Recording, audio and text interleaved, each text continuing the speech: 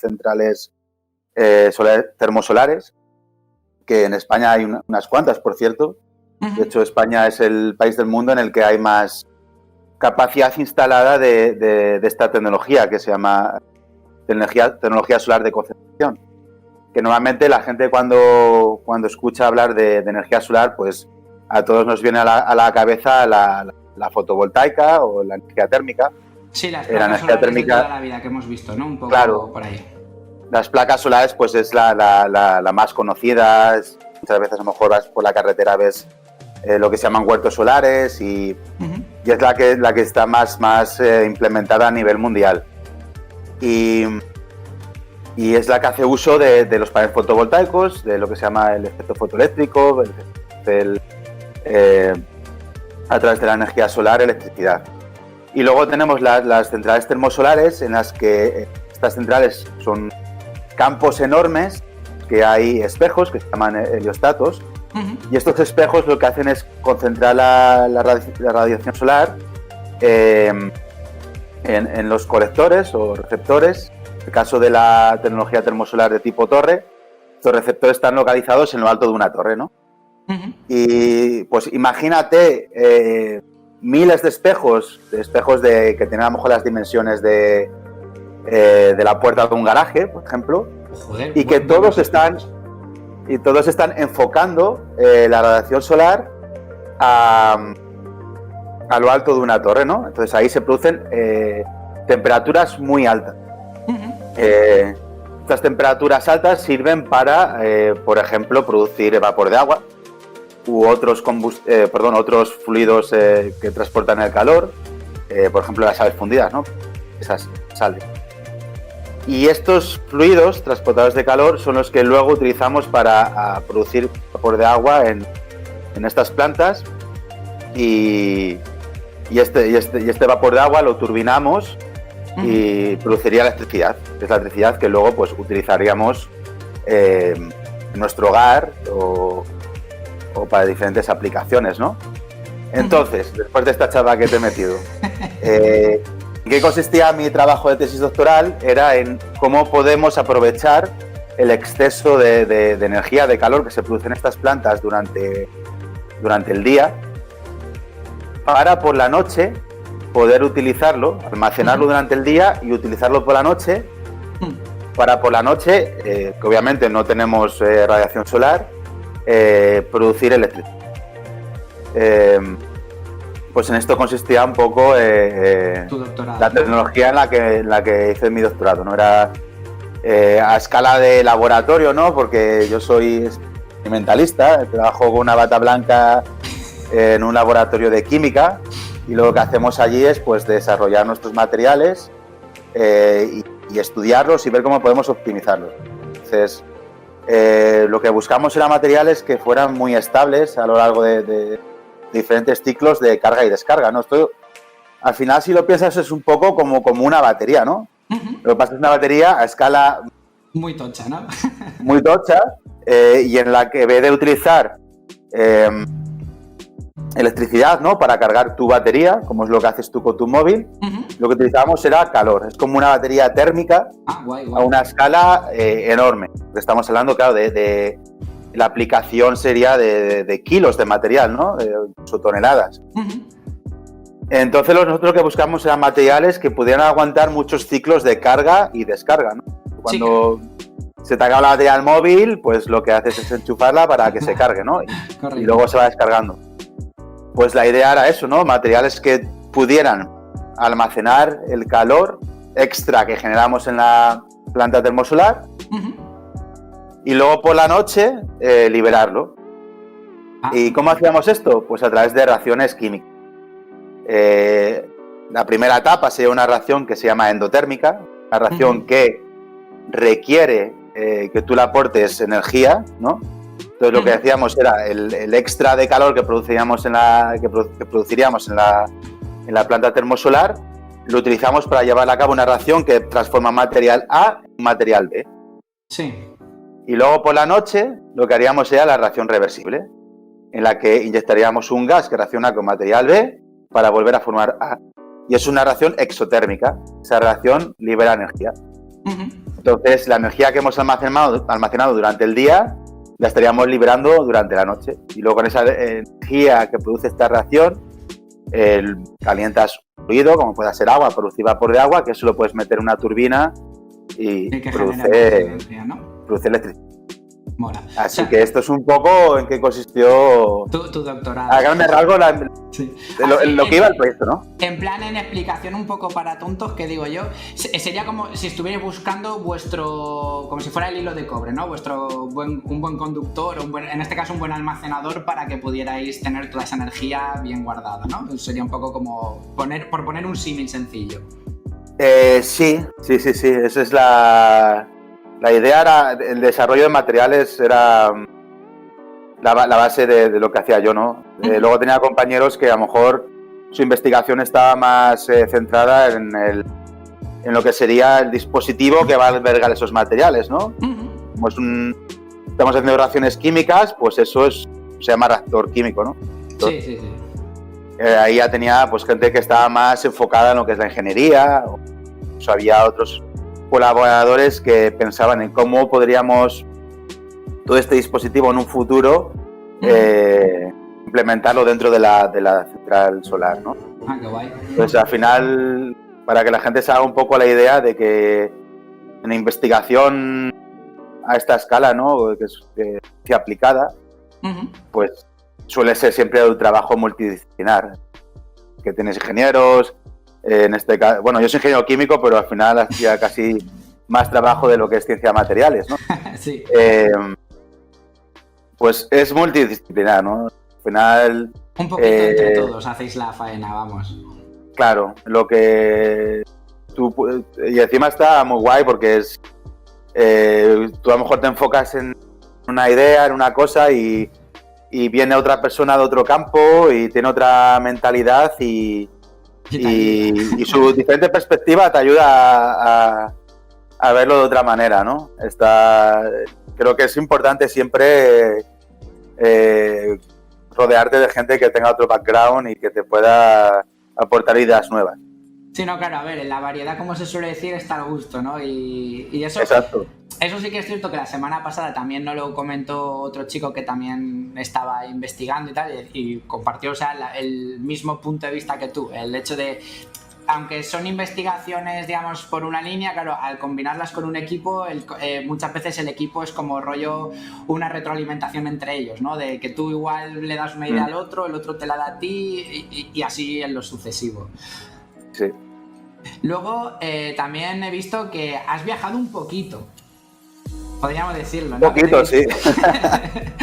Hasta donde yo he sacado datos, sé que has estado por Zurich, la zona suiza, en Massachusetts, y bueno, actualmente estás aquí en el IPQ de Valencia, ¿no? No sé si me he dejado algo o qué.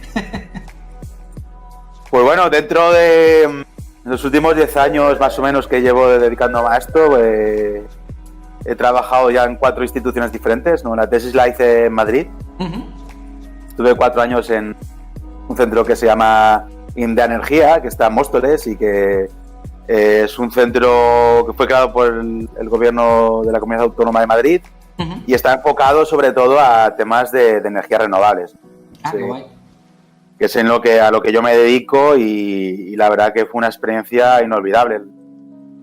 La posibilidad de desarrollo personal al hacer la tesis, tuve una suerte brutal con mis directores de tesis que me supieron guiar a través de lo que es hacer una tesis doctoral, que no es un camino fácil. La verdad que yo ahí me siento muy afortunado porque me lo pusieron fácil, también tuve suerte de que el proyecto era muy bonito y como era algo que todavía no se había desarrollado mucho, cualquier paso que dábamos era bastante relevante, ¿no? Claro, y bastante innovador y relevante a nivel internacional. Qué guay, tío. La verdad que eso tiene que motivar muchísimo. Mientras estás haciendo la tesis, sí. el estar trabajando en algo que prácticamente solo tú llevas es un camino nuevo, ¿no?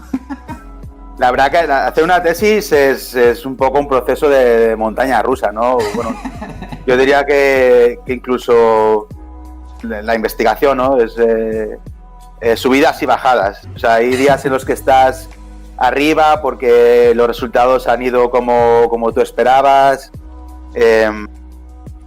todo te ha salido como tú creías que te iba a salir, y luego hay días en los que, pues por como te ha ido el día, los resultados no te han acompañado y la motivación baja un poco, ¿no? Pero bueno, al final, las tesis doctorales suelen ser procesos de 4 años, no más general, algunos de 3, 5, y hay que tomarse un poco como esa maratón, ¿no? Exacto, una carrera de fondo en la que vas teniendo obstáculos y en la que vas aprendiendo un poco a resolver esos obstáculos, y en la que si tienes suerte y tienes una buena dirección y tienes un buen grupo de colegas en laboratorio que te ayudan, y eso es súper importante, ¿no? Tener una atmósfera en el laboratorio guay, pues te ayuda. Y me estoy yendo por los cerros de Úbeda, pero bueno, o sea, volviendo a lo que me contabas, sí, me he movido bastante. Hice la tesis doctoral ahí en Energía en Madrid. Y luego, bueno, al final, en los últimos tramos de la tesis, mi interés por seguir en el campo de la investigación era bastante grande. Y ahí ya, pues, empecé a ver qué salidas podía tener, ¿no? Y ahí me aconsejaron, pues, que explorara la idea de irme al extranjero, ¿no? Es algo que en nuestra profesión pues está bastante a la orden del día, porque existe la posibilidad de que te puedas ir a trabajar a otro grupo de investigación en el que aprendas nuevos conceptos, nuevas técnicas de investigación, incluso trabajes en una línea de investigación nueva, que eso te ayuda a pensar, aparte de aprender cosas nuevas, a también cambiar tu visión y no quedarte encasillado a lo mejor en un tema de investigación, ¿no? Entonces, esto avanza muy rápido y tienes que, de lo que vas aprendiendo, claro, te vas moviendo, vas viendo qué es lo que la sociedad demanda también, ¿no? Qué es lo que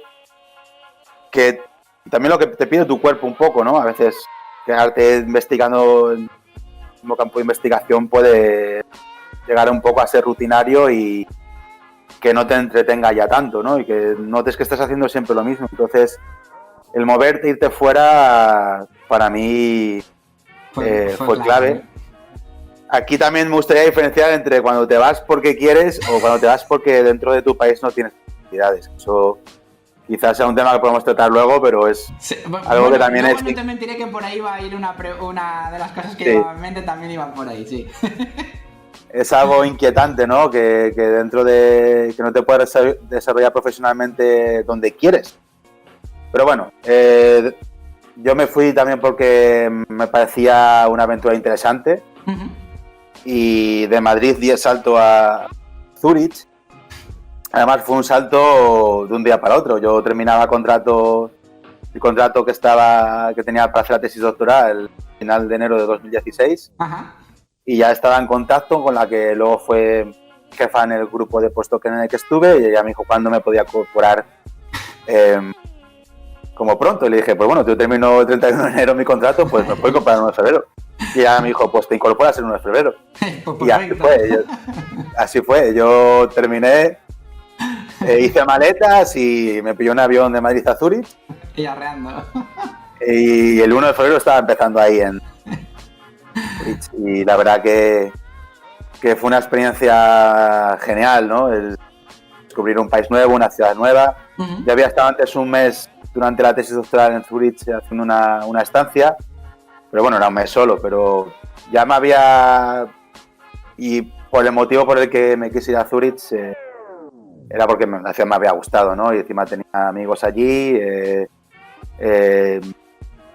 son centros de investigación muy buenos, con prestigio a nivel internacional, con recursos para hacer investigación y buenos salarios. Quizás es algo que a nadie se escapa. Otro nivel, ¿no? Directamente. Sí, cualquier trabajo en Suiza, pues salarios mucho más grandes que aquí. Entonces era todo un cúmulo de cosas que eran interesantes para dar el paso de irme allá, ¿no? Sí. Y allí estuve un añito, y la historia es que a mi jefa de Zúrich, estábamos en un centro que se llama ETH, que es como la Universidad Politécnica, pero de Zúrich, ¿no? Que es un centro conocido porque Einstein estuvo allí trabajando. ¡Hostia! Y, y mi jefa, al poco, bueno, antes de incorporarme ya me había dicho que ya le habían ofrecido una plaza de profesora en el MIT, que está en Cambridge, Massachusetts, está al lado de Boston. Básicamente hay que cruzar un puente y ya estás en Boston.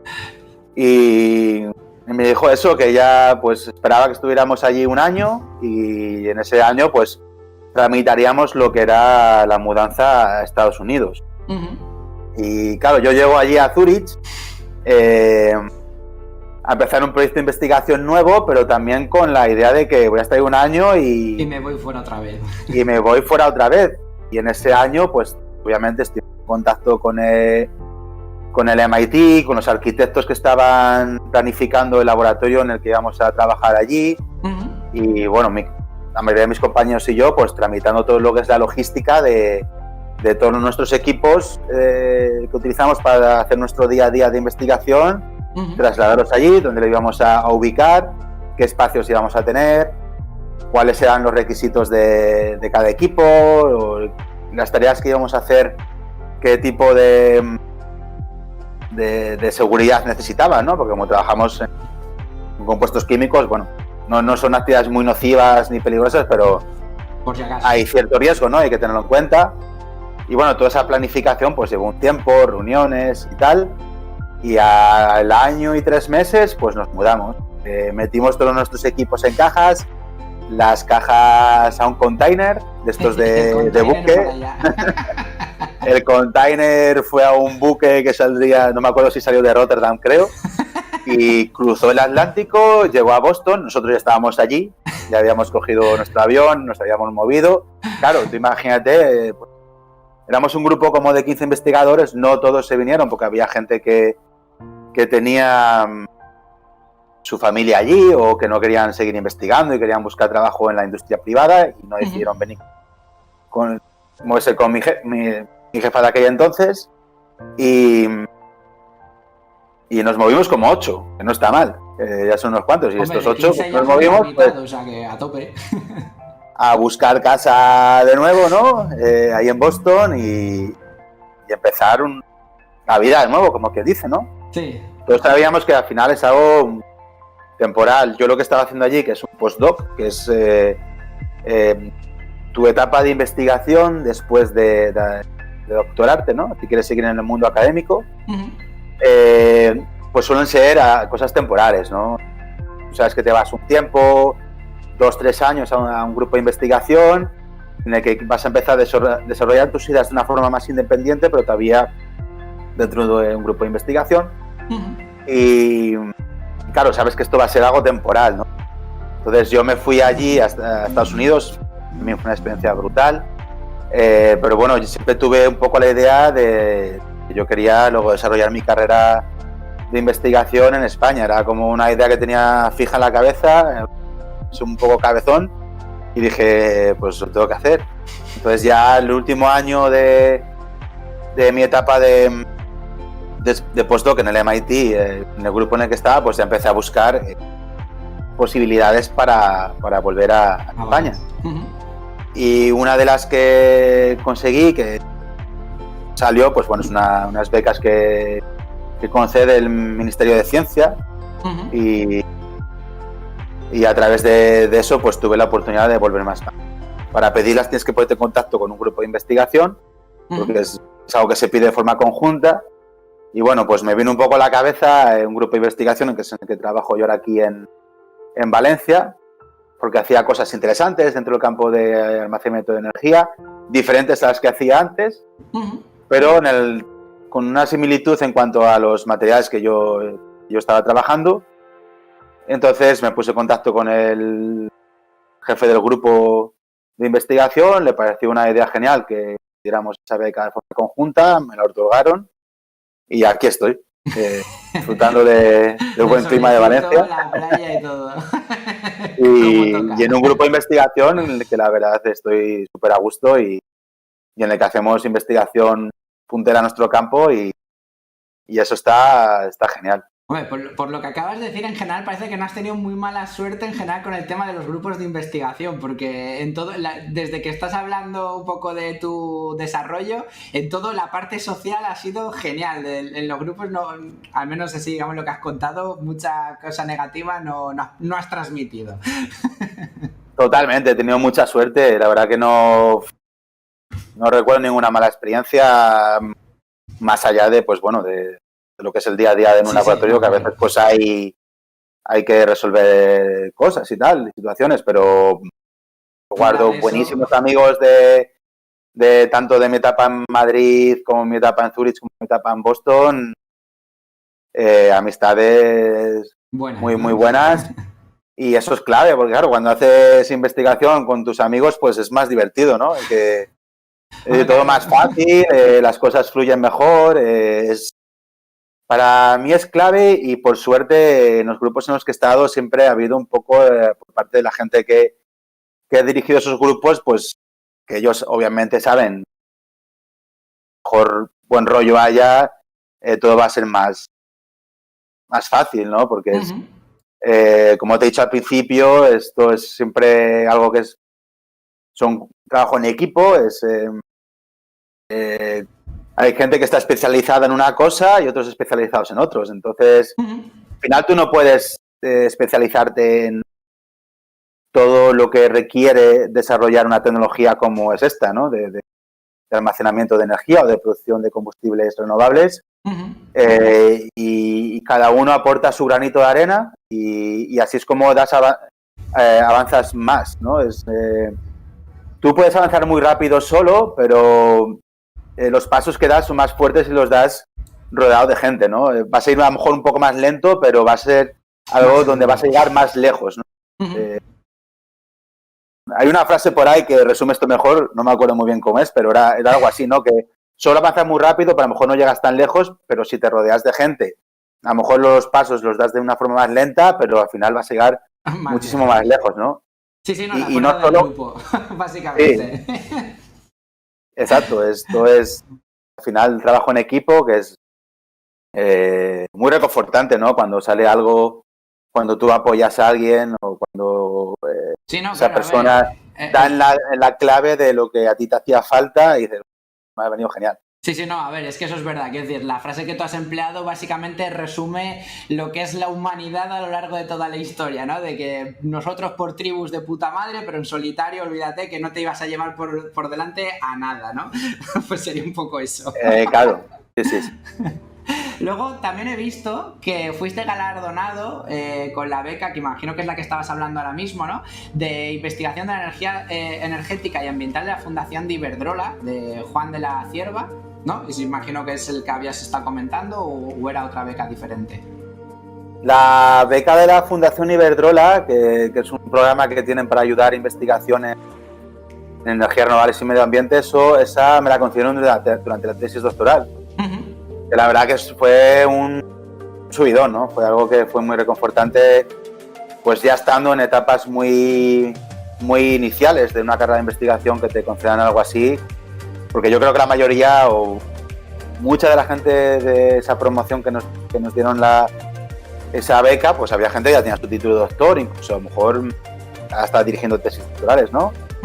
Y la verdad que fue algo que recuerdo con satisfacción, ¿no? Del logro haber conseguido ese logro y también fue algo, cuando lo entregaron fue muy protocolario, ¿no? Porque encima la entregó los Reyes, justo habían sido nombrados en escasas semanas, ¿no? Y bueno, te enseñan ahí por dónde tienes que ir andando en la entrega para que todo se haga perfecto y tal. Y la verdad que fue algo. Estamos hablando con el que ha visto a la familia real en directo, ¿eh? ¡Ojo! Sí, fue algo muy. Fue algo diferente, ¿no? Y sobre todo, pues lo que más me reconfortó fue el que te dieran el premio de tu idea de investigación, ¿no? Que en ese caso era relacionada con lo que te comenté al principio de la charla de materiales para almacenamiento de energía térmica en centros. Sí, porque... Luego lo de la Juan de la Cierva que has comentado, eso es la beca del Ministerio de Ciencia que me dieron para venirme a Valencia. Esa me drogaron en el 18. Fue la que me ayudó a volver a poder volver, ¿no? Guay. Porque luego también he visto que tú actualmente estás con una beca de la Caixa, que te han puesto beca Líder Junior, ¿no? Es lo que te han otorgado, que eso es con lo que estás, imagino que por aquí continuando también. Y sí. Dime.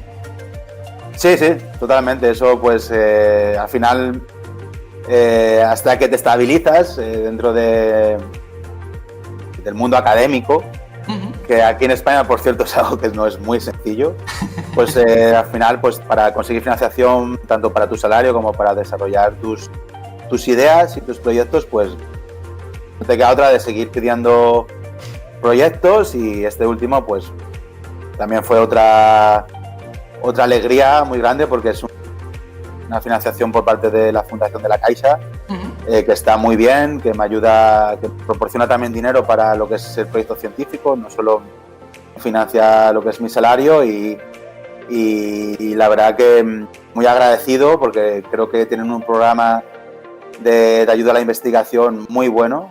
Está financiando investigaciones muy, muy relevantes y te ayudan en muchos aspectos.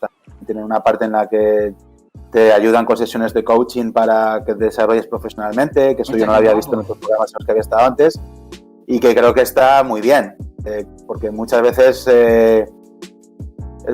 sí que noto que esto está cambiando, pero al final, cuando tú desarrollas un proyecto de investigación, como investigador principal, puede que estés un poco ya más aislado, ¿no? Que no tengas ese feedback de alguien que haya tenido esa experiencia previa, que te pueda aconsejar de cómo dirigir a una tesis doctoral o a colaborar con otra gente, ¿no? Entonces está muy, muy bien estas charlas que nos ha dado la Caixa, que por desgracia han sido tan online, el tema de la pandemia por la COVID-19, pero bueno, al final lo relevante es que nos hayan apoyado, y súper agradecido, y este es el proyecto en el que estoy ahora mismo. Genial, sí, porque eso es lo que iba a comentar ahora, que tú estás desde el 2019 en el ITQ con el tema de la investigación, de un grupo de conversión y almacenamiento de la energía, ¿no? Centrado en la funcionalización de óxidos para la redox, del tema de los almacenamientos y eso. Eso imagino que es lo que estábamos ahora comentando de la Caixa. Sí, aquí cambia un poco mi línea de investigación, porque ahora estoy más enfocado en lo que sería el aprovechamiento electroquímico, ¿no? Más que lo que era el termoquímico, que es a lo que me dedicaba antes. Y mi proyecto dentro que ha sido financiado por la Fundación de la Caixa, está más relacionado con la producción de lo que se llama combustibles renovables. Y así, para comentar un poco de cómo funciona esto, aquí sí que utilizaríamos, por ejemplo, la electricidad que produce una placa fotovoltaica o la que produce un molino eólico, ¿no? La energía eólica, yo creo que esto sí que es algo que es más conocido, ¿no? Porque si viajas con el coche, exacto, ves mogollón de molinos de viento, ¿no? Y también estas centrales eólicas, pues hay momentos del día o durante una semana que a lo mejor hay un viento brutal y tiene un exceso de producción energética, ¿no? Entonces, otra forma de aprovechar este exceso de producción eléctrica es utilizar esta electricidad para transformar o producir productos químicos, ¿no?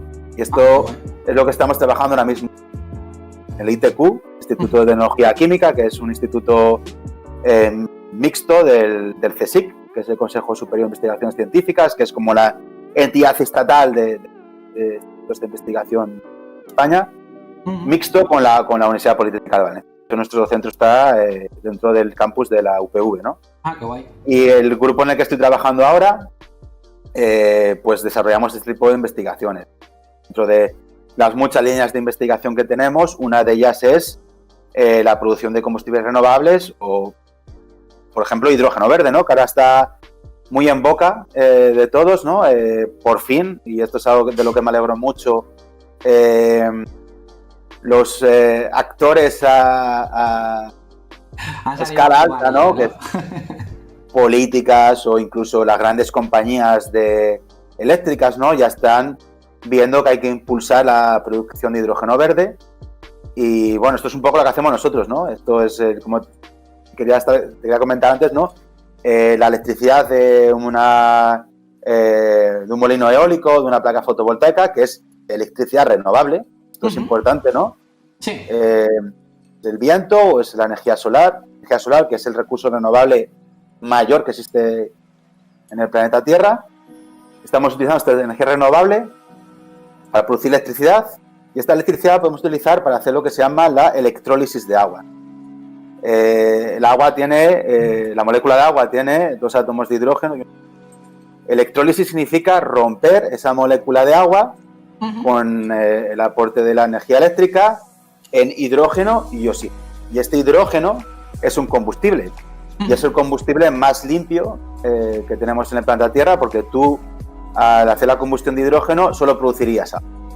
Sin embargo, cuando haces la combustión de diésel en tu coche o de gas natural, se produce CO2. Y este CO2 es un gas de efecto invernadero. Es un gas que favorece el calentamiento de la Tierra. Entonces, nuestra línea de investigación está enfocada en cómo siempre en nuestro campo de investigación, los que trabajamos en energías renovables, es tecnologías que ayuden a reducir las emisiones de CO2 o a mitigarlas, ¿no? Sí. Entonces, una de estas tecnologías es la electrólisis de agua para producir hidrógeno verde. Este hidrógeno verde se podría utilizar muchos procesos diferentes. Y ya se están desarrollando coches que utilizan el hidrógeno como combustible para moverse, ¿no? Pero también se puede utilizar en la industria petroquímica, por ejemplo, el hidrógeno se necesita. Es algo que es necesario y es algo que el desarrollo del hidrógeno, que es un vector energético, es muy relevante. Y ahora ya se están viendo más noticias de que grandes compañías eléctricas dentro de España pues están apostando por la producción de hidrógeno verde por el método de electrólisis, que es lo que desarrollamos nosotros a escala de laboratorio en el ITQ. Y eso son buenas noticias. Buenas noticias porque tenemos que fomentar el uso de combustibles renovables, en este caso de hidrógeno verde,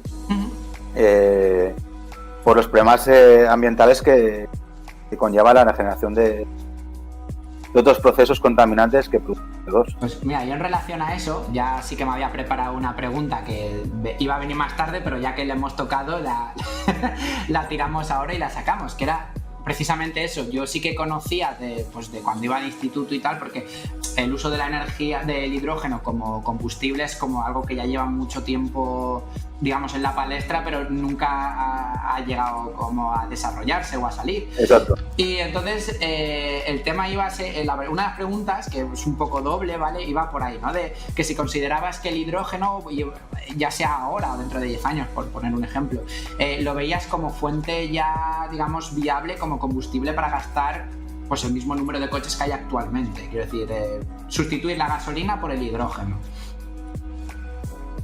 Esta es una muy buena pregunta, sí. Yo creo que, vamos, ahí no tengo ahora mismo en mente datos exactos, pero yo creo que lo interesante sería una combinación de 2 tecnologías. Utilizar el hidrógeno para algún tipo de transportes, quizás a distancias largas, ¿no? Y también el coche eléctrico. Yo creo que lo interesante sería una combinación de estos. Sí, quizás el coche eléctrico sea más interesante a escala local, por ejemplo, para movernos a distancias cortas, pero quizás el desarrollo de baterías que pudieran permitir que un coche eléctrico pueda hacer largas distancias, de miles de kilómetros o de cientos de kilómetros, quizás eso sea más complicado a corto plazo. Entonces, lo ideal quizás sería la combinación de las 2 tecnologías. Y yo creo que a veces hay un poco de esta conversación, ¿no? De apostar por los coches de hidrógeno o por los coches eléctricos. Yo creo que lo ideal sería que los dos tuvieran su desarrollo, ¿no? Sí. Porque las dos son tecnologías que nos van a ayudar a reducir la contaminación que proviene del sector de transporte. Claro. Sí. Dime, perdón. Sí, bueno, esto es un campo, quizás el campo del transporte a lo mejor no lo controlo tanto como para dar datos relevantes, pero yo un poco la visión que tengo es, por lo poco que he leído, es esa. Quizás lo interesante sea eso. Creo que las dos tecnologías son muy importantes y las dos me parecen súper interesantes. De hecho, conozco un grupo en el que está trabajando en el MIT, trabajando muchísimo en lo que se llaman baterías de estado sólido, que es un poco diferente a las que tenemos hoy en día, ¿no? Las baterías de litio-ion que tienes en tu móvil, pues tienen un electrolito, que es el medio por el que se transportan los cationes de litio, es líquido, ¿no? Y ahora ellos están desarrollando baterías en el que es electrolito sólido y avanzando a escala de laboratorio en este campo. Los avances últimos están siendo súper importantes y creo que tienen mucho futuro. Entonces, yo creo que una combinación de las dos tecnologías sería lo mejor. Sería lo ideal. No sé cómo puede ser un coche que pueda a lo mejor tener los dos. Pero será algo factible. Pero yo creo que a lo mejor para transportes muy pesados, mercancías, quizás ahí pues tener un combustible tipo hidrógeno puede ser interesante. También hay otras tecnologías renovables en las que la idea es producir queroseno, por ejemplo.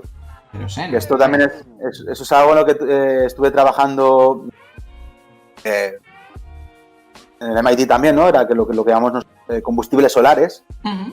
Y la idea era utilizar la tecnología termosolar que te expliqué al principio.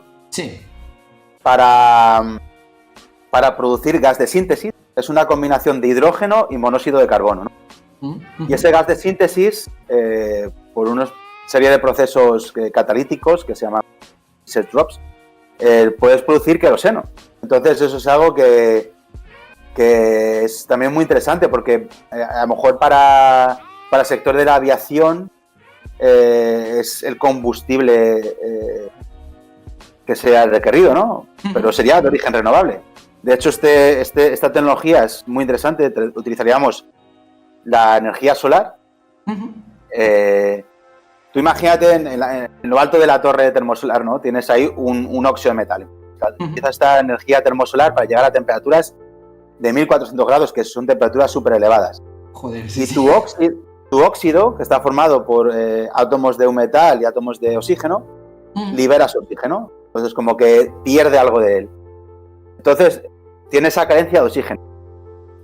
En el reactor meteríamos luego CO2 y agua, y tu óxido metálico cogería átomos de oxígeno del agua y átomos de oxígeno del CO2. Y formaría ese gas de síntesis, que es una mezcla de hidrógeno y monóxido de carbono, que es lo que luego utilizaríamos para producir queroseno.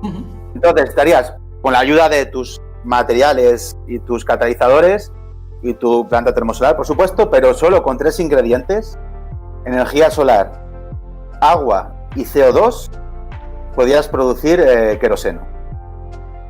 Hostia, y eso es algo que está. Hay una planta ya bastante grande de demostración que se llama, que está ubicada en el centro donde yo realicé mi tesis doctoral. Soy de energía, que está ubicado en Móstoles. Y ahí tienen una planta en la que tienen sus heliostatos que están concentrando la luz solar en lo alto de una torre, y tienen un subsistema para transformar el hidrógeno y el monóxido de carbono que se produce en esa torre a través de estos ciclos termoquímicos en queroseno. Eso es algo que es... Joder, parece un poco magia, ¿no? Que sí. Con CO2, agua y energía solar tú seas capaz de producir un combustible líquido, ¿no? Claro, porque... Obviamente con una serie de procesos de ingeniería química, la utilización de catálisis, puedes llegar a eso, ¿no? Por eso es tan relevante toda la investigación que hacemos a escala de laboratorio para ver cuáles son esos catalizadores, cuáles son esos materiales que tienen habilidad termoquímica, para ver cuáles son los más aptos, los más estables. Claro, tú esto lo quieres hacer durante miles de ciclos para que tu material sea lo más duradero y tu tecnología lo más eficiente y lo más económica. Otras, vamos. Claro. Y ya incluso en Suiza hay ya compañías, hay spin-offs, que son una spin-off, es una compañía, una empresa de base tecnológica que sale de una universidad. Vaya. Y eso está muy chulo, es gente que tiene una idea haciendo su doctorado y la lleva a estas empresas, ¿no? A la realidad, ¿no? Dice, voy a crear mi empresa, ¿no? Que es muy complicado, obviamente es un trabajazo y yo me quito el sombrero ante la gente que hace esta labor emprendedora, ¿no? Que muchas veces es algo que también tenemos que transmitir a la gente de a pie, ¿no? Que el dinero que se mete en investigación es un dinero que a la larga va a dar rentabilidad. Obviamente nosotros muchas veces lo que buscamos son desarrollos tecnológicos que a lo mejor requieren de años de desarrollo. No es una fábrica que te produce algo que ya puedas comercializar mañana, ¿no? Pero sí que son desarrollos tecnológicos que a la larga puede dar lugar a ideas de este tipo, ¿no? Ya es que alguien dice, voy a desarrollar mi empresa a través de una idea que tuve o el proyecto en el que trabajé durante mi doctorado, que hice esta patente esto, y esto existe, y esto hay que fomentarlo y hay que ayudar a que la gente lo conozca, darle visibilidad, apoyar desde las instituciones a que tú como emprendedor tengas la mayor facilidad posible para que tu idea se pueda transformar en un producto comercial, ¿no? Uh-huh. Y esto es una forma en la que las labores como investigadores pues van a regresar de vuelta a la sociedad y el dinero que se mete en investigación es dinero que luego va a regresar a la sociedad en forma de avances tecnológicos. Y sí, estamos rodeados de avances tecnológicos que ocurrieron en las universidades, laboratorios, gente que está haciendo su doctorado y tuvo esa idea. Sí. Y esto hay que apoyarlo.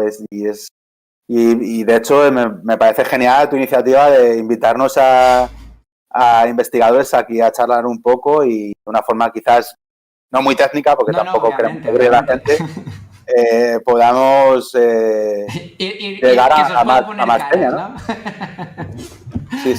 Sí, no, a ver, yo sí que antes de que vinieras tú sí que estuve comentando un poquito y en un principio las charlas estas que organizo un poco es con esa idea, ¿no? El poder ir presentando a la gente, obviamente siempre de una forma bastante más informal, porque claro, a nivel técnico, pues de los espectadores que nos están viendo ahora mismo, no sabemos cuántos pueden llegar a entender, pero claro, la gran mayoría yo quiero asumir que son como yo, que es pues gente que a lo mejor puede tener más o menos interés, iniciativa y tal, pero claro, si no estás dedicado a eso, pues siempre que vengáis vosotros, que acudáis un poco a nuestro lenguaje, siempre es agradable, ¿no? Porque claro, si no, pues eso, son cosas que no siempre puedes llegar a poder conocer o tener un poco más idea de ello, porque ya te digo, yo por ejemplo lo que me has explicado del queroseno que generabas con las plantas estas, a mí me has petado la cabeza en ese momento porque sí. Me de ¿cómo?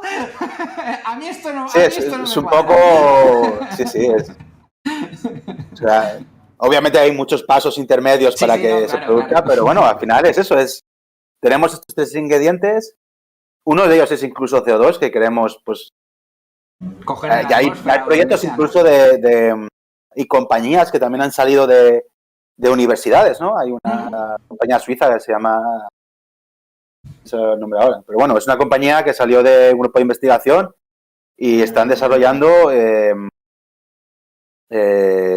sistemas para la captura directa de CO2 del aire. O sea, es fascinante, incluso, ¿no? Sí, sería impresionante. Bueno, que esto sería un poco Igual yo aquí me embarrano yo solo, pero bueno, yo intento lanzar la idea, que sería un poco como los créditos estos que vemos muchas veces en los cines, ¿no? Que anuncian ahora del CO2, etcétera. Quiero decir que es como en teoría monedas que se gastan para poder reutilizar y apoyar la financiación de investigaciones de este tipo, que se encargan de eliminar el CO2, ¿no? Sí, totalmente.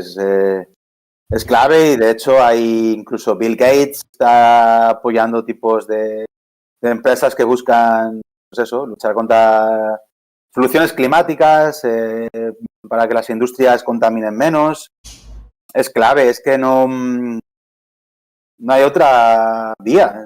No, además es que el CO2, nos guste o no, es un enemigo que nos tarde o temprano puede llegar a hacer pupa. Quiero decir que hoy de hecho, la noticia que los Países Bajos le van a obligar a Shell, que es una compañía... combustible, sí. Sí, petroquímica, combustibles y tal, a que para dentro de unos años reduzca casi a la mitad sus emisiones de CO2, ¿no? ¡Ojo! Hostia, claro, y dentro de... Claro, la Unión Europea al final está promoviendo directivas para que de aquí a 2030 se baje las producciones de CO2, se aumente la cantidad de energía renovable que se usa para la producción eléctrica. Y que hace un poco estuve mirando los datos de España en 2020 y hubo meses en los que la producción de energía a través de recursos renovables era casi el 50% de la que se produce dentro de España. Incluso hay meses en las o meses como marzo que son muy ventosos y hay mucho viento, en la que la producción de electricidad renovable es muy alta porque aprovecha mucho los parques eólicos que tenemos. Entonces es factible, se puede hacer. Y incluso hay un paso más, que es las tecnologías que te estaba comentando hoy, de cómo podemos incluso no solo producir electricidad con energías renovables, sino producir combustibles, como el queroseno, como el hidrógeno verde.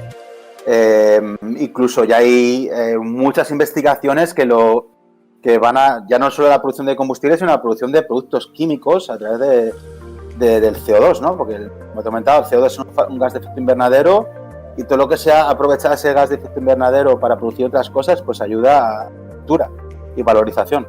No, y aparte que también implica quitarlo, y si lo quitas, en teoría estás ayudando al planeta también, en cierto aspecto, porque si le vas quitando esos efectos, pues polos no se derriten, las temperaturas no suben, los mares, pues como se han quedado, se quedan, etcétera. Quiero decir, Sí, totalmente.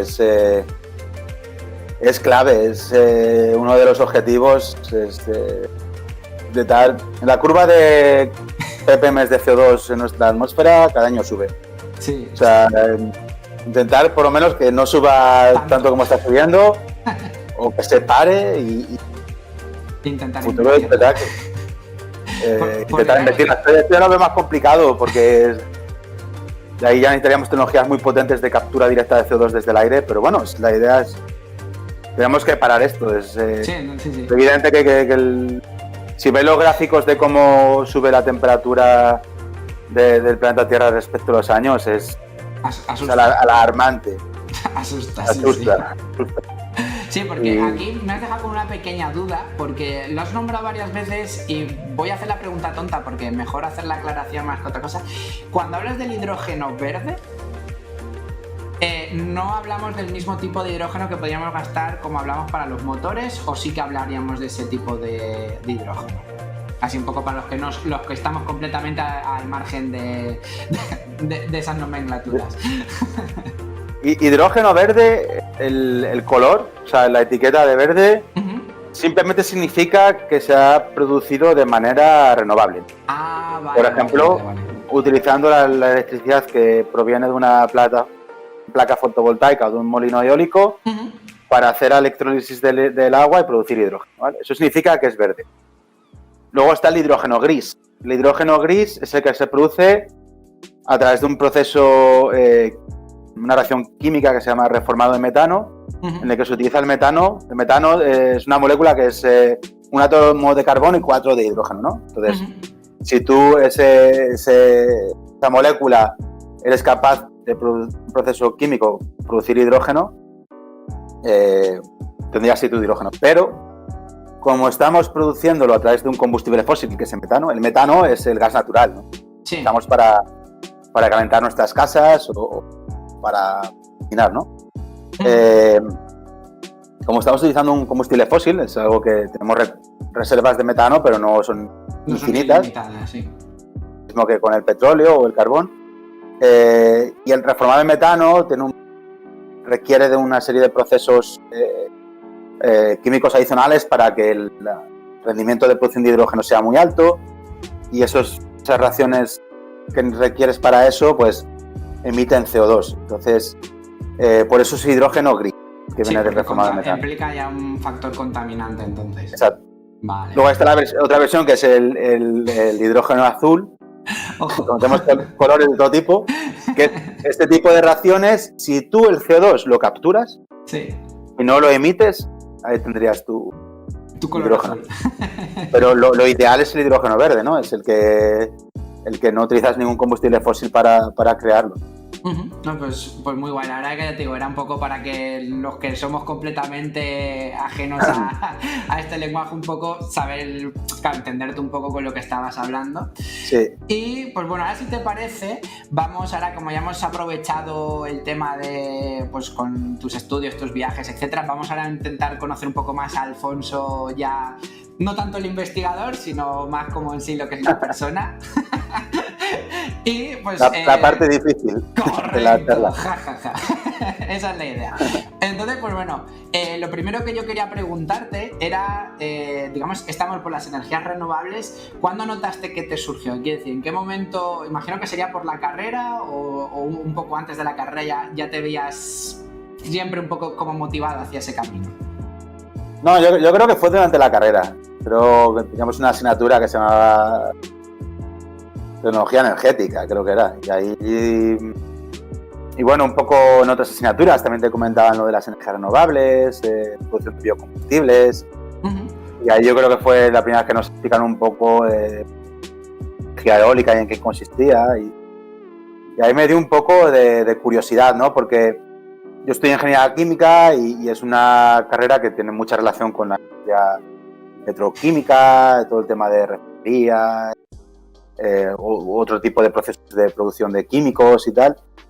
Y a mí me llamaba la atención más enfocarme a algo que tuviera una aportación más amigable al medio ambiente para la sociedad, ¿no? De ahí viene un poco mi curiosidad. Y eso me llevó a hacer un máster de energías renovables. Cuando acabé la carrera dije, voy a estudiar más. Hice un máster de energías renovables. No ha sido suficiente, que hicimos una ingeniería química hace X años, era durillo, ¿no? No. Que bueno, respecto a eso, yo he podido enterarme por ahí que fuiste uno de los mejores dentro de lo que fue tu promoción. Bueno, pues eso no sé qué te lo ha dicho, que yo creo que no es verdad.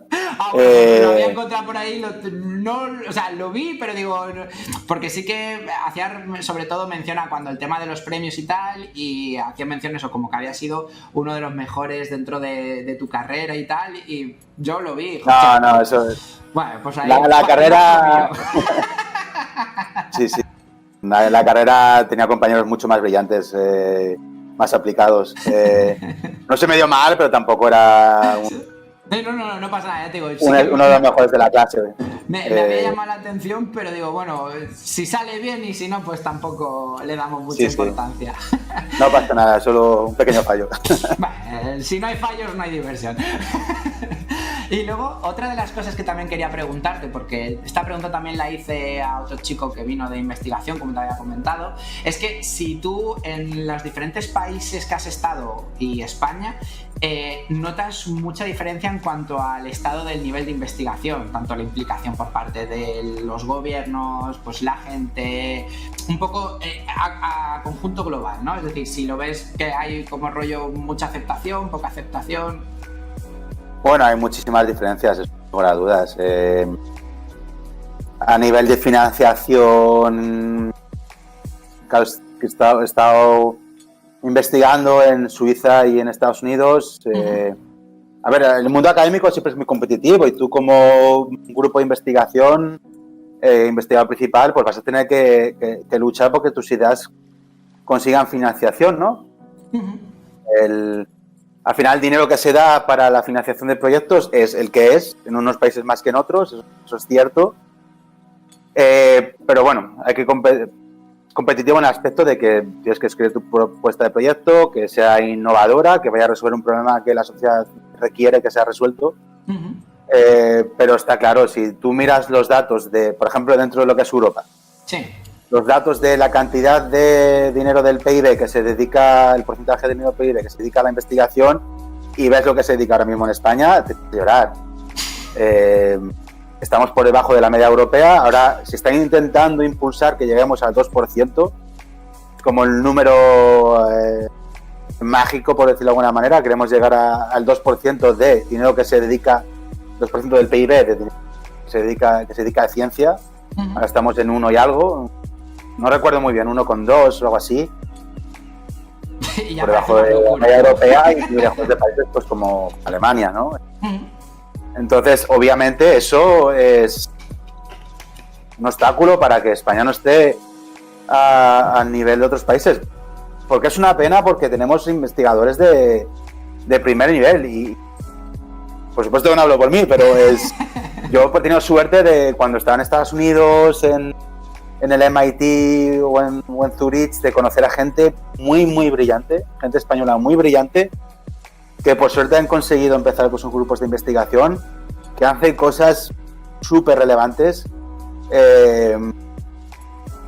y que yo muchas veces pienso que va a ser complicado, que seguro que les encantaría volver a España, pero a día de hoy que haya universidades que les puedan ofertar algo como lo que tienen allí a nivel de financiación, de espacios para desarrollar tu investigación, de gente que puedas reclutar para tu equipo y tal, es complicado, es complicado. Hay que cambiar mucho, hay que cambiar más financiación para ciencia, menos burocracia. En España tenemos una burocracia muy pesada, no sé si es la palabra adecuada, pero hace que todo sea más complicado, que tengas que justificar todo. Obviamente, está claro que el dinero público hay que gastarlo de una forma razonable, transparente y razonable, pero muchas veces tampoco podemos tirarnos piedras en su tejado ni ponernos el palo en la rueda de la bici y hacer que las cosas sean muy complicadas y que tengas que rellenar 5.000 papeles para irte a un congreso en el que vas a explicar tus investigaciones a otros científicos, o para la compra de material que sea imposible, o que tengas que pedir 5 ofertas para comprarte una cosa que solo la vende una compañía. Entonces, todo eso a veces son quebraderos de cabeza que lo primero que hacen es que pierdas tu tiempo que podrías dedicar a investigar. Entonces, que muchas veces tu labor como investigador principal sea una labor eterna de justificar. Concedan un proyecto y tienes que hacer 80 justificaciones de todo. Entonces, en ese aspecto hay que intentar y eso es algo que es que a nivel administrativo, a nivel de administración, mejor dicho, con cambiar las leyes es más hacer. Entonces, juntando estas dos cosas, y es que tenemos una cantera de investigadores en España excepcional. Es que yo ahora mismo pienso en gente conocida, en gente de mis campos, muy buena, muy buena. Sí, en Estados Unidos, en Holanda, en el Reino Unido, en Alemania, sitios donde han apostado por ellos. ¿Por qué no apostamos nosotros? Es lo que te dije al principio de la charla cuando te expliqué por qué me fui fuera. Sí. Es genial y considero que es importante, muy positivo para tu crecimiento personal irte fuera una época, hacer tus contactos, tu networking que dicen ahora en inglés, porque eso de cara al futuro es muy importante, porque la ciencia es algo que ocurre a nivel global y lo que haces tú aquí, a lo mejor lo que está haciendo un grupo de investigación en Minnesota y los dos podéis interactuar y que el avance sea el doble más relevante. Sí. Pero sí, desgraciadamente en otros países se hace mejor. Sí, no. Esa es la respuesta a tu pregunta. Sí, no. A ver, es que esto, en cierto modo, es un poco lo que pasó hace unos años, ¿no? Que fue el boom de casi todos los investigadores yéndose fuera porque estaba muy mal, que imagino que fue cuando tú te fuiste, porque posiblemente imagino que sería por esa época, que era como la famosa fuga de cerebros que decían, ¿no? Que era en plan de todos los que estaban investigando aquí, de repente era en plan de nos han cortado las becas, nos han cortado los fondos y es de pues nos vamos fuera porque si aquí no nos apoyáis, pues como tú bien has dicho, hay gente que sí que apuesta por nosotros, ¿no? A ver, esto está ahí, claro, incluso dentro de la estructura científica. Twitter ahora lo considero una herramienta súper buena para interactuar ahora con... Es algo que a lo mejor no era consciente antes, pero creo que está genial para interactuar con científicos y ver su problemática, algo que no leas en sus artículos científicos. Sale ahí. Ahí sale y está en la conversación. De hecho, durante el año pasado, durante muchos meses de la pandemia y después, cada miércoles teníamos una protesta virtual en Twitter, que era el hashtag Ciencia no hay futuro. Lo que estamos intentando era hacernos notar y que se vea que estamos desaprovechando oportunidades, estamos aprovechando el talento de la gente, estamos desaprovechando los recursos como formadores de ese talento y que luego... Sean otros países los que se beneficien, claro. Sí, claro, sí.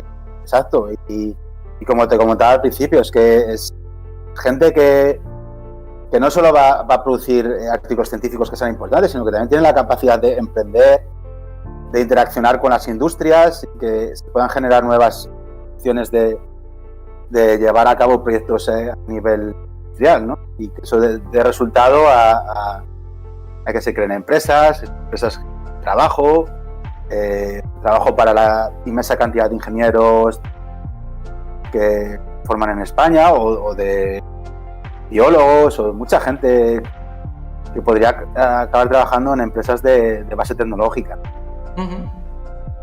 Claro, no, sí, es que a ver, esas cosas hay que tenerlas en cuenta, pero pues parece que desde aquí como que o se quieren hacer los ciegos o... Pero bueno... Sí, al final... parece que poco a poco va llegando, pero... Paso tortuga. Como que todavía no ha quedado el impulso de verdad, es decir, apostamos por la ciencia, os queremos escuchar, queremos ayudaros para que vuestra... Claro, otra cosa que se me voy a mencionar, aparte de financiación y burocracia, algo que también está interconectado en esas dos es la estabilidad, ¿no? Porque llegar a un punto en el que tú tienes un contrato fijo o dentro de lo que es la estructura de España, seas funcionario, titular o titular, es muy complicado. Eso está relacionado con la financiación, obviamente, pero intentar que tengamos también pues una profesión que sea más digna, ¿no? Que los salarios sean mejores, que hay gente que está haciendo el doctorado cobrando muy poquito y es gente que es de nuestras personas más formadas. Porque yo entiendo que tú realmente, si se puede se responde y si no, no. Tú imagino que no eres fijo, o sea, tú por ahora dependes de la beca y... Exacto, yo ahora no tengo un contrato fijo, yo tengo un contrato hasta que termine este proyecto que me financia la Caixa y luego, pues bueno, se viendo más opciones, pero efectivamente no... A buscar más beca. Claro. Un poco de lo que te comentaba, hasta que llegas a estabilización, pues tú vas viendo proyectos. Tú eres el claro ejemplo, vamos, en este caso no hay otro. Sí. Luego, otra cosa de las que quería ver qué opinión me dabas tú, era, por lo que ya me has ido contando, quiero pensar que es un poco medio alto, ¿no? Que era un poco la progresión de las energías renovables, digamos, a la hora de introducirlas dentro de la sociedad, etcétera. ¿Tú cómo lo ves? Quiero decir, ¿lo ves en un punto bueno, malo, estamos ahí? Yo creo que estamos en un buen punto. De hecho, es lo que te digo, que ahora cada vez más se ve en la prensa la apuesta por hidrógeno verde, de empresas eléctricas o que se dedican a la petroquímica a nivel estatal. Y encima en España hay empresas que son punteras en energías renovables. Por ejemplo, en termosolar somos de los países que tenemos más capacidad instalada en termosolar. Entonces, yo creo que una apuesta firme, porque lleguemos al día en el que el 100% de nuestra electricidad se produzca de forma renovable. Yo creo que estamos en camino, ¿no? Estamos en camino, cada vez hay más concienciación, y de hecho hace poco se aprobó en el Parlamento la ley para la transición. Ahora mismo no recuerdo el nombre, no quiero meter la pata, pero bueno, con un ministerio para tratar todos estos temas. Qué guay. Y se ha creado una ley. Ahora no me sale el nombre, lo debería saber. No pasa nada, no te preocupes. Cosas del directo, supongo. Sí, no hay problema. Y es la primera vez que tenemos una ley de este tipo, en la que se dan directrices para empezar a actuar. Se reduzca la cantidad de CO2 que se consume, que se incremente la cantidad de electricidad que se produce de origen renovable. También es muy importante la eficiencia energética, ¿no? Porque no solo hay que utilizar la energía renovable, sino también ser ahorrativos y hacer las cosas de forma eficiente. Por ejemplo, hay un mogollón de pisos, de apartamentos que tienen unas ventanas que son horribles en el sentido de aislamiento, ¿no? Entonces, cuando tú pones tu calefacción, tienes que ponerle más potencia porque no calientas tanto porque estás poniendo calor por la ventana, ¿no? Entonces, todo esto es importante y relevante, ¿no? Que haya también esa concienciación en la que no tenemos que derrochar, porque los recursos son ilimitados y aquí ya podemos incluso tocar temas más, por ejemplo, el uso de los plásticos, hay que reducirlo. Grande cuando vas al supermercado y ves que han envuelto en plástico una mandarina, ¿sabes? Sí, la famosa foto de la naranja pelada con... Exacto, es algo que al final todo tiene un poco de relación, ¿no? Porque todo tiene como objetivo que tengamos una producción más sostenible de todo, de electricidad, de combustibles, de lo que utilicemos para la fabricación de nuestros elementos que necesitamos en la vida cotidiana, ¿no? Claro, entonces aquí realmente lo que podríamos, digamos, achacar, que estaría un poco relacionado con lo que te quería preguntar luego, sería la educación. Quiero decir, en cierto modo, igual aún nos falta a nosotros como país en global un poco más de educación en tema medioambiental, ¿no? Somos conscientes porque obviamente pues la gran mayoría, quien no recicla o quien no trata de reciclar, etcétera, pero realmente yo creo que en sí no hay una base fuerte de educación, ¿no? Ya no solo en energías renovables, porque bueno, las puedes tocar más o menos en clase, pero una concienciación real, ¿no? Que nos enseñen desde pequeñitos realmente a cómo hacer las cosas, y no solo que te lo enseñen en la clase, sino que realmente en el mismo sitio, en el mismo centro que te enseñan, ellos mismos apliquen las normas, ¿no? Porque es en plan de, yo me acuerdo que a mí en el instituto, cuando hablamos de energías renovables, hablaban muy bien, pero tú ibas fuera luego al recreo y tirabas el papel o lo que fuera, lo tirabas a una basura donde 500 más habían tirado detrás de ti el papel, etcétera. Quiero decir... Totalmente, es clave, es de educar desde las más bajas edades. Y más, yo creo que los chavalillos y las chavalillas cuando están ahí en el colegio tienen mucha concienciación si le explicas bien cuál es el problema y lo entienden. A veces mejor que adultos que ya están viciados, ya no van a cambiar, o les va a costar mucho más cambiar los malos hábitos, ¿no? Los malos vicios y es fundamental y yo creo que por suerte se está haciendo y cada vez hay más, los más jóvenes tendrán esa concienciación de no, esto está mal, voy a reciclar, los papás y las mamás van con ellos y ellas a reciclar y tienen esa concienciación desde bien chiquititos de lo que hay que hacer y lo que no hay que hacer. Y eso es clave, porque totalmente estoy de acuerdo contigo que es a nivel educacional es mucho lo que avanzas y desde muy jóvenes les explicas qué está pasando. Sí, no, claro, porque si te enseñan desde pequeño y has generado el hábito desde pequeño, ya luego te cuesta... O sea, ya no te cuesta, es decir, lo has mecanizado, lo has metido tan dentro tuyo que es en plan de, ok, esto aquí, esto aquí, esto aquí, hasta luego. Sí, sí. Y luego, otra curiosidad que tenía, porque sobre todo ha sido más en relación al tema, me la despertó, ya te digo, el tema de tus premios, etcétera, tus becas, que era un poco el nivel de fuente de inversión de cara a la investigación aquí en España, ¿no? Que a mí me ha llamado mucho la atención que en general, por ejemplo, a ti, en tu caso, has tenido 2 becas de empresas privadas, ¿no? Que sería la de Iberdrola y la de la Fundación La Caixa. Sí. Y una por parte del Estado. Entonces, mi pregunta iba por ahí. ¿Actualmente dónde se saca más inversión a la hora de que vosotros podáis trabajar? ¿Desde una parte privada o desde una parte estatal?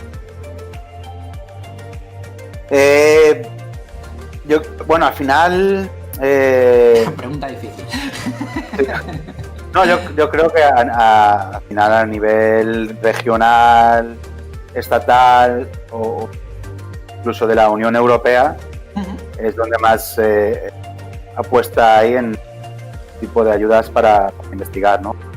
Luego hay fundaciones, como esta de Iberdrola, La Caixa, Ramón Areces, por ejemplo, ahora que me viene a la cabeza aquí en España, que también hacen una apuesta por la investigación, por ayudarnos, que es proyectos que son súper interesantes, que pueden ayudar tanto al desarrollo de sistemas más sostenibles en nivel de producción energética, o a desarrollar la siguiente generación de vacunas o de antibióticos o inteligencia artificial, como tuvo el chico que vino la semana anterior. Todo esto es relevante y al final hay una serie de campos de investigación que son los llamados retos de investigación futuro, ¿no? También hay retos dentro de lo que es la alimentación, el agua, ¿no? Muchísimos, ¿no? Entonces es muy importante que también haya apoyo desde este tipo de fundaciones. Pero bueno, ahora mismo a nivel, dentro de lo que es España, pues la financiación a nivel estatal, que como ya te he dicho, podría ser mayor, debería ser mayor, lo agradeceríamos. Y luego otra gran fuente es el apoyo de los proyectos europeos. La Unión Europea va sacando en horquillas de varios años diferentes formas de financiación. Entonces, pues tú, como grupo de investigación, pues buscas colaboraciones con otros grupos de otros países de Europa y formas un consorcio, redactas tu propuesta de proyecto, de lo que quieres investigar, y hay diferentes convocatorias, y desde ahí también los grupos de españoles tienen bastante éxito, porque ya te digo que hacemos cosas muy bien y muy relevantes, ¿no? Entonces, desde ahí también una fuerte financiación.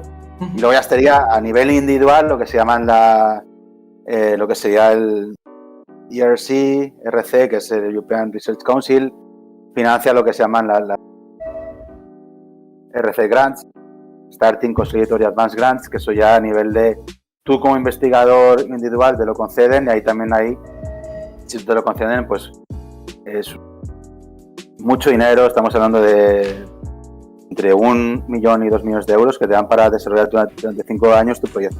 Ojo, pues eso también está... Está muy bien, está muy bien.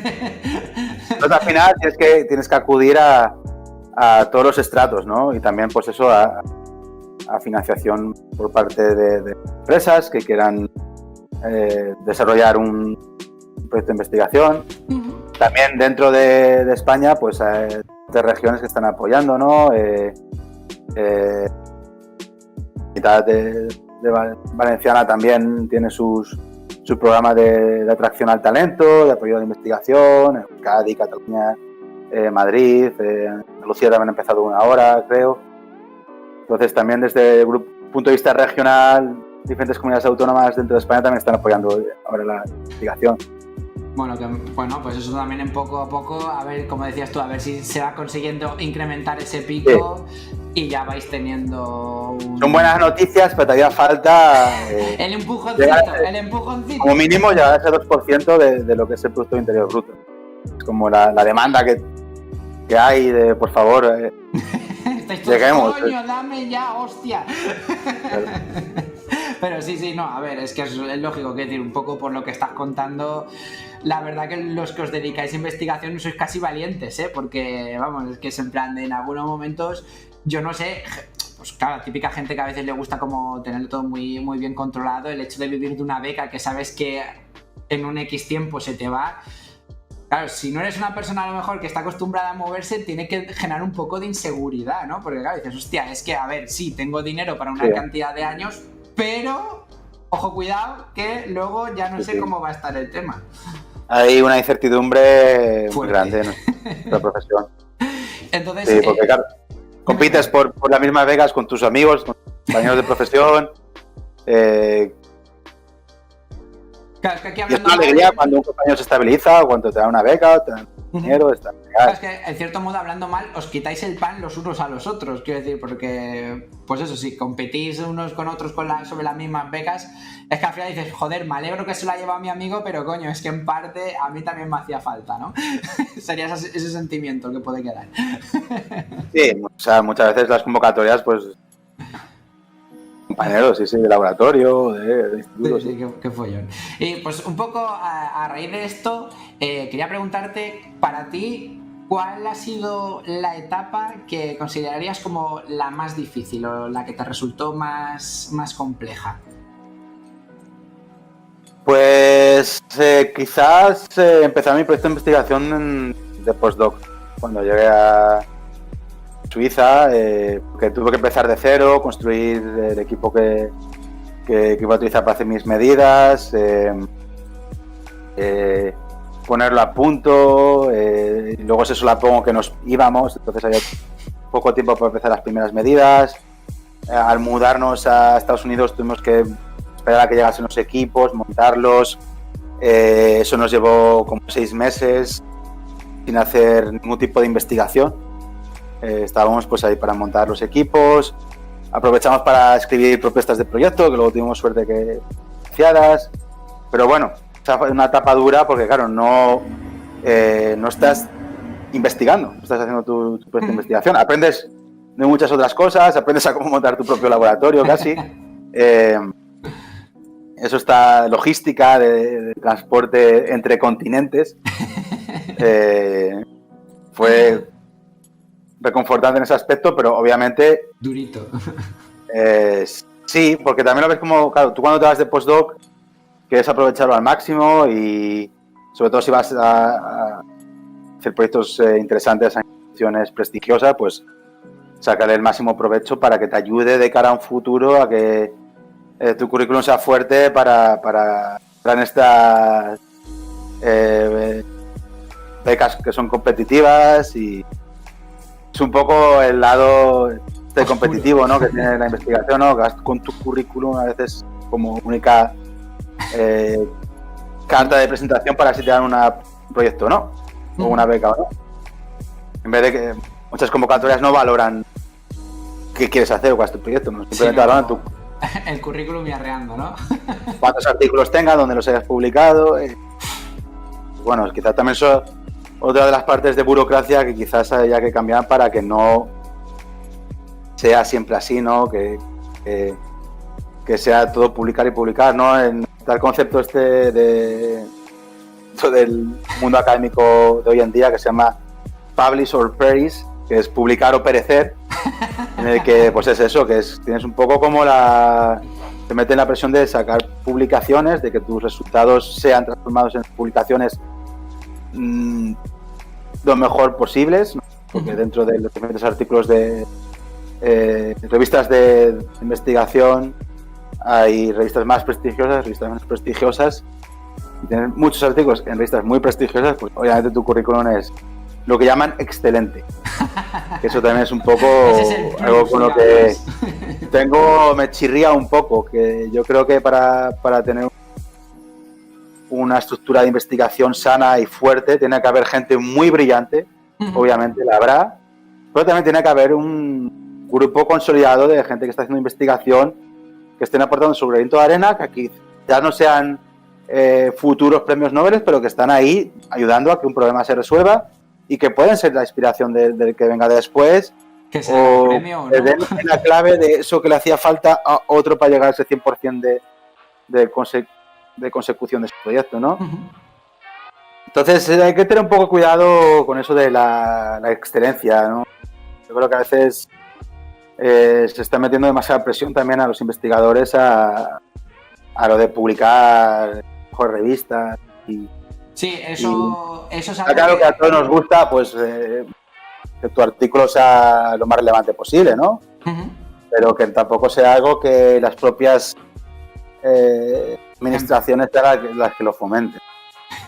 Sí, hay mejor la calidad, a lo mejor, en el sentido de que, pues eso, no habrás publicado en algo importante, pero la calidad de lo que ofreces es alta. Sí, ¿no? Sobre todo que sea relevante para la comunidad científica o para la sociedad, ¿no? Pues al final, pues, yo creo que es el propósito final nuestro como investigadores y científicos, es quizás no resolver el problema por ti solo, pero aportar ese granito de arena, tu contribución para que un problema se resuelva, ¿no? Pues bien, pues a ver, es que claro, esas cosas nosotros, por ejemplo, yo lo comenté también con Renier, el otro investigador que vino la semana pasada, y un poco le hice más o menos esta pregunta y casi los dos me habéis respondido en el mismo hilo, y además lo mismo, quiero decir, la presión, la fuerza de tal, y era en plan de no, tío, o sea, preocúpate porque el desarrollo sea correcto, que el tal, que vale, igual yo tengo 15 publicaciones y 10 de ellas, como tú dices, ¿no? en revistas de la hostia, pero ok, igual como tú bien comentas, el otro tiene también 15 en publicaciones más medias, pero lo que está dando pues nos puede dar base a que alguien pueda coger esa base para construir una casa mejor, vamos. Sí, y hay que apoyar a todos, a los que son excelentes y a los que también están ayudando o que están empezando, ¿no? Porque luego, otra de las dudas que tenía es que, claro, vosotros como investigadores, como bien dices, como aprovechéis para viajar mucho, pues porque os puede venir bien, como bien dicen, ¿no? Porque os nutre, os da nuevas visiones y tal. Pero claro, esto en cierto aspecto, ¿tú has notado si ha llegado a influir o afectar de alguna forma en tu forma de relacionarte con el resto de personas, con el resto del mundo? Es decir, ¿te hace sentirte como algo más temporal o todo lo contrario? Es en plan de no, yo pues tengo amigos aquí, tengo amigos allá, tengo amigos acá, y es de, sí, yo vengo, pero aunque me vaya no quiere decir que ni que rompa, ni que termine, ni nada. Obviamente, de vivir en otros países, relacionarte con gente de otras culturas, te hace crecer de una forma diferente, ¿no? Y es algo súper positivo y enriquecedor que a mí me ha influenciado un mogollón y de una forma positiva, creo, pero y son experiencias inolvidables, ¿no? Sí que es cierto que, bueno, también es un poco por cómo fue mi postdoc, que estuvo un año en Zurich, luego me fui a Estados Unidos, a Boston, estuve ahí casi 2 años y ya me vine a Valencia, entonces fue un poco como me moví y me mudé mucho en muy poco tiempo, ¿no?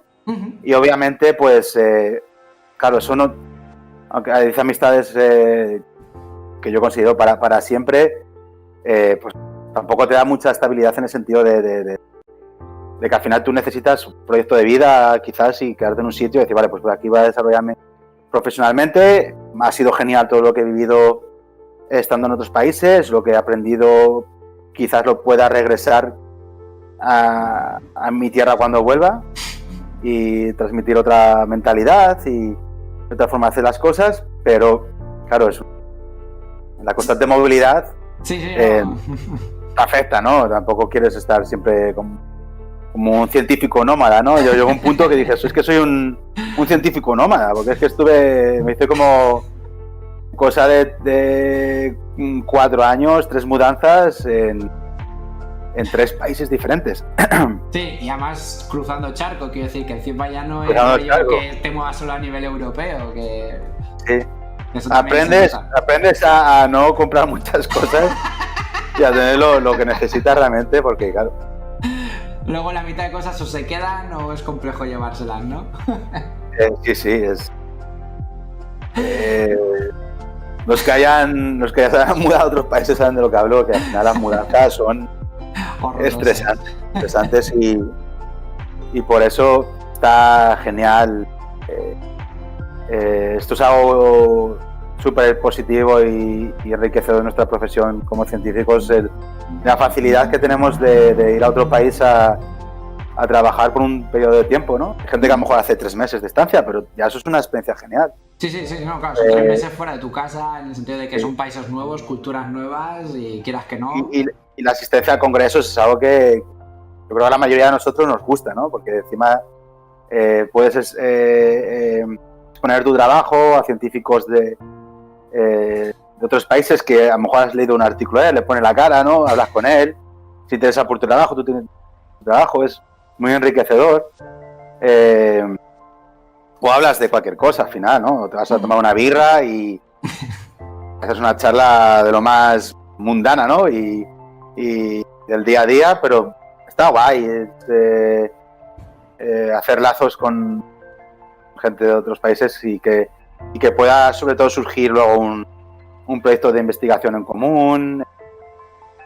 Y luego los amigos que has hecho a través de tu carrera te los encuentras en los congresos y al final casi también una excusa para verlos, ¿no? Oye, vas a ir a este congreso. La mala suerte es que, claro, por toda la desgracia que hemos tenido por el COVID, pues claro, ahora los congresos, pues obviamente se tuvieron que parar, lo cual era lógico, y han estado en formato online, que está bien para ver lo que hacen tus compañeros de profesión, pero claro, se pierde esa parte tan bonita que era encontrarte con tus antiguos compañeros o conocer nuevos futuros colaboradores, ¿no? Sí, a ver, hombre, es que quieras que no, pues ahí un poco la pandemia afectó. Y aprovechando con el tema que hemos recogido un poco con el hilo, el tema de lo que has estado viajando y tal, de todos los países en los que has estado, para ti, aunque ahora mismo estés aquí, pero realmente ¿cuál sería en el que te gustaría vivir, ¿no? Y por qué sería ese país? Bueno, me gustaría vivir en España. Yo creo que es lo que mejor se acopla a mi forma de ser. Uh-huh. Y el clima que más me gusta y... Todo positivo. Todo positivo. Mi familia pues la puedo tener más cerca, mis amigos también. Uh-huh. Y luego me gustó mucho como experiencia vivir en Estados Unidos, eso sin lugar a dudas. Era algo que desde muy joven me había llamado la atención. Obviamente estamos súper influenciados por la cultura americana, la cultura estadounidense, por dicho, desde niños, porque vemos las películas de Hollywood y nos llega mucho de su cultura, por la música, las películas, las series, los videojuegos, todo, ¿no? Los deportes, me encanta el baloncesto, pues, y seguido desde un chico la NBA, pues, era uno de mis sueños, ¿no? Ir a ver un partido de la NBA y, claro, ahí, más estando en Boston, pues podía ir casi cada semana, ¿no? Pero no me lo podía permitir ir cada semana, pero fui muchas veces. Y eso para mí era cogerte el metro, irte desde donde estás jugando a ver un partido de la NBA, era, ojo, cuidado. Era espectacular, ¿no? Sí. Y entonces, pues, esto es un ejemplo, pero bueno, a nivel musical también Estados Unidos me atrae mucho y había muchas cosas que me atraía de vivir en Estados Unidos. Una mentalidad diferente a la que tenemos en España o en el Mediterráneo, por decirlo de alguna manera. Uh-huh.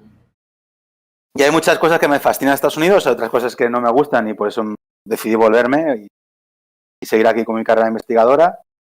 Pero es un país fascinante y al que me gustará volver, ¿no? Y me queda mucho por visitar Estados Unidos. Es un país enorme, ¿no? Es inabarcable, ¿no? Son 2 años. Poder visitar todo lo que quieres visitar es imposible, ¿no? Sí, imagino. Y ya por ir rematándote, que ya te he robado 1 hora y media, no te quiero entretener mucho más, Sin Alfonso. problema. La última pregunta que vengo sería ya enfocada, ya digamos, dentro de tu ámbito laboral. Como investigador, para ti, ¿cuál sería el mayor temor que se sufre? El mayor temor, buena pregunta. Bueno, yo creo que puede ser no tener financiación para hacer tu proyecto, quizás ese sea un temor grande, o en un futuro, por ejemplo, que tengas a gente contigo realizando la tesis doctoral que no tengas financiación para poder financiar ese proyecto o comprar de activos o equipos. Yo creo que eso es un temor grande, ¿no? Como investigador, sobre todo ya a escala de tener tu proyecto como investigador principal. Ese sí que el primero se me viene a la cabeza. Bueno, Quizás también, sí, eso es algo, supongo que es relevante. Supongo que también, pues, que un temor podría ser que no hagas algo que tenga un impacto en la sociedad, o que tu investigación no sea relevante o atractiva. Pero sí, sobre todo una de las grandes incertidumbres que tenemos es efectivamente la financiación para nuestros proyectos. Sí, no. En este caso, sí, pues lo que me comentaron más o menos fue la otra también lo mismo. Es que hay unas preguntas que sí que me gusta compartirlas porque, pues eso, es bonito ver si a lo mejor la gente las cambia un poquito, no las cambia, pero más o menos todo va por el mismo lado. Y pues en un principio ya, Alfonso, no te voy a robar más tiempo, ya te he robado 1 hora y media, ya. Se me ha pasado Cortito, volando. ¿no? Como encima me pongo aquí a charlar y no callo. No, a ver, pues nada. la idea que vengáis aquí es esa, quiero decir, yo os puedo lanzar un par de preguntas y tal, pero hoy la pena ha sido que pues en el chat hoy por lo que sea bueno, imagino que como la gente está de exámenes y tal, pues nos tienen de fondo, pero no se han animado mucho hoy a comentar, una pena, pero bueno, a veces puede pasar. Pero espero porque haya sido que ha quedado todo muy claro y no he oído ninguna duda. No, yo espero que lo mismo, quiero decir, dudas no, porque creo que si lo he entendido yo, pues la gran mayoría lo debe de haber entendido también. Y luego también hay otra cosa que me gusta mucho hacer antes de, digamos, de acabar el directo, y es a las personas que habéis venido, me gusta siempre preguntaros si tenéis algún conocido o alguien que os gustaría que estuviera aquí en vuestro lugar, que lo pudiéramos descubrir, ¿no? Que pudiéramos hablar con ellos también, si tienes así en mente a alguien que creas que puede resultar curioso o interesante. Guau, me pones un aprieto porque no sé a quién. Si digo a alguien, a lo mejor va a pensar que lo estoy embarronando. Si pues no mira, lo decir en público, luego ahora cuando cortemos la transmisión voy a optar por la solución fácil y me gustaría ver aquí respondiendo preguntas a nuestro amigo Fernando. A Fernando. A Fernando Ramiro, que es otro investigador también. Está en camino. El tío está en camino, ¿no? Y además que él hace cosas que sí que me parecen ahí casi de ciencia ficción, dentro del campo de la óptica y es físico. Bueno, él es ingeniero industrial, pero bueno, ha trabajado mucho en el campo de la física y creo que va a ser súper entretenido. Pues veremos a ver si lo consigo ya convencer, que lo tengo ya ahí medio. Pero bueno, pues nada, Alfonso, yo ya te digo, no te robo mucho más tiempo. Yo ahora, la gente que está en el chat, por favor, no os vayáis, vamos a hacer raid a otro canal, ¿vale? Vamos a ir apoyando. Alfonso, no te robo más tiempo.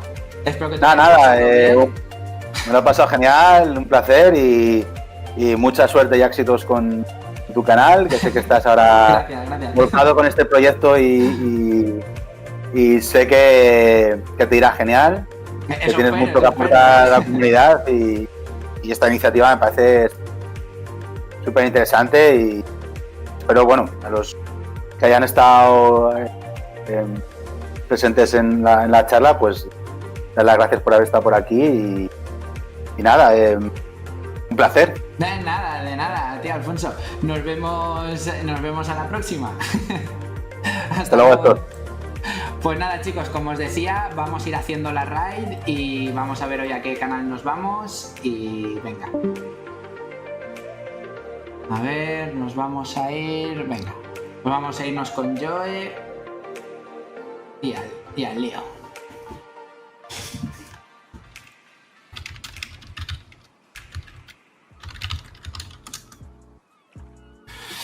Pues ya tenemos esto. Nos vamos...